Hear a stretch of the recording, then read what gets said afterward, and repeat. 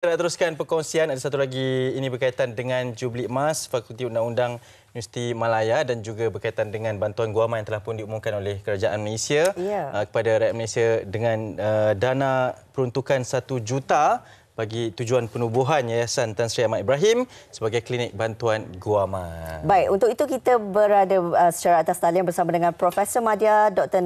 Narizul Adib Kadri, Pengarah Pejabat Komunikasi Korporat Universiti Malaya. Assalamualaikum Prof, apa khabar? Assalamualaikum.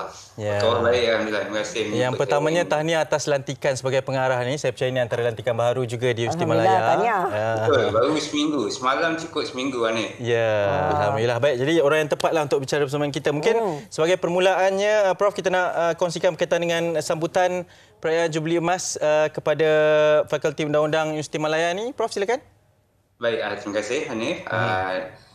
Baik, perayaan Jubli Emas Fakulti Undang-Undang ni adalah perayaan sempena 50 tahun penubuhan fakulti, iaitu pada 21 April 1972. Saya pun belum ada lagi.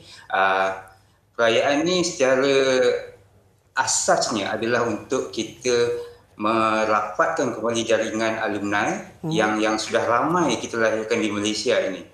Suka saya nak kongsi di sini yang berkaitan alumni kita, bukan sahaja mereka bekerja atau menjadi mempunyai kerjaya di dalam bidang kehakiman dan guaman, tetapi mereka juga berada di pelbagai lapisan pekerjaan dan sektor industri. Suka juga saya kongsi yang juga dikongsi oleh Yang Berhormat Datuk Perdana Menteri kita. 3 cabang kuasa negara kita pada masa ini secara uniknya diketuai oleh alumni daripada Universiti Malaya. Badan eksekutifnya oleh Perdana Menteri sendiri, badan kehakimannya oleh Ketua Hakim Negara, dan badan legislatif iaitu Speaker Dewan Rakyat sekarang juga merupakan alumni Fakulti Undang-Undang Universiti Malaya.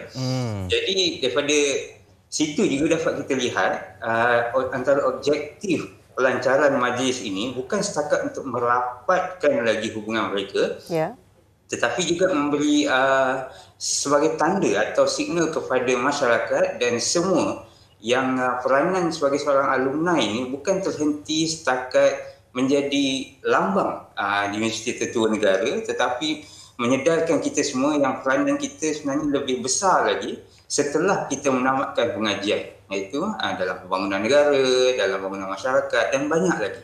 Dan saya kira kehadiran Perdana Menteri juga amat penting dalam meneruskan objektif ini supaya perkara ini jelas di mata masyarakat.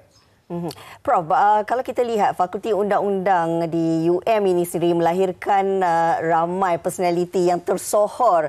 Jadi bagaimana mungkin kita melihat dari segi keberkesanan fakulti ini sendiri melahirkan bintang-bintang ataupun personaliti tersohor ini? Baik, saya sebenarnya secara peribadi telah pun menemui dekan sekarang, iaitu yang berusaha Profesor Datuk Johan sendiri. Uniknya undang-undang ni di mata bidang bukan sains, kerana ia sebenarnya melatih pemikiran kita.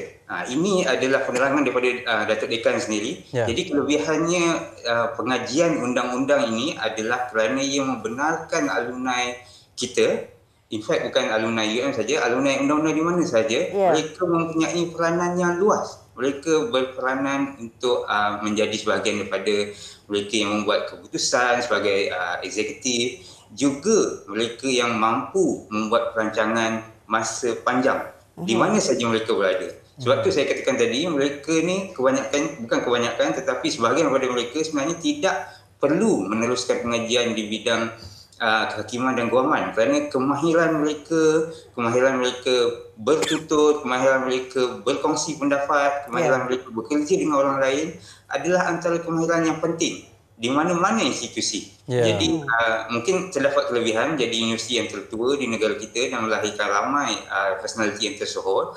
Saya kira yang lebih penting adalah kemahiran setiap alumni daripada mereka untuk menyumbang semula kepada negara. Saya kira itu penting.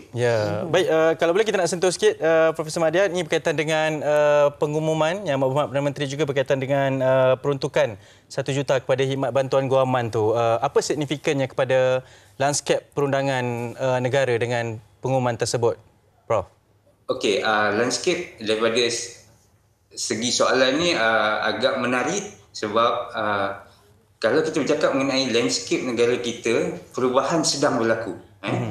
Banyak daripada pelbagai peringkat, dari peringkat peribadi sehinggalah ke peringkat keluarga, masyarakat dan negara. Ya. Jadi pengumuman Perdana Menteri pada hari itu sangat tepat pada masanya kerana dia memberi satu signal yang kerajaan bersama-sama rakyat, tak kira lah konsep keluarga Malaysia dan sebagainya, tapi saya kira ini adalah signal yang terbaik untuk menunjukkan universiti sebagai institusi pendidikan yang tertua di negara kita bersama-sama dengan pemerintah negara sebenarnya tidak melupakan masyarakat. Kita sebenarnya bersama-sama dengan masyarakat memahami masalah dan cabaran yang ada di dalam masyarakat dan kita cuba membantu mana yang mampu. Dan bantuan ini sebenarnya akan sangat-sangat membantu mereka yang tidak kemampuan untuk sama-sama mengambil bahagian dalam proses kehakiman. Sebagaimana yang kita faham, proses kehakiman ini objektifnya adalah untuk mencari keadilan dalam setiap perkara. Setiap perkara jenayah atau perkara lain lah. Tapi maksudnya ada di antara kita yang tidak kemampuan. Bila tidak mampu, dia tidak boleh ambil bahagian dalam proses kehakiman dan guaman. Jadi bantuan ini sangat-sangat membantu untuk menjadi sebahagian daripada perkara ini. Setuju, ya. Baik. Dan kita mengharapkan agar penubuhan Yayasan Tan Sri Ahmad Ibrahim, Klinik Bantuan Guaman ini dapat memberi yang terbaiklah khidmat guaman kepada mereka yang memerlukan. Terima kasih kita nak ucapkan kepada Profesor Madya Dr. Narizul Adib Kadri, Pengarah Pejabat Komunikasi Korporat Universiti Malaya. InsyaAllah kita jumpa lagi. Assalamualaikum.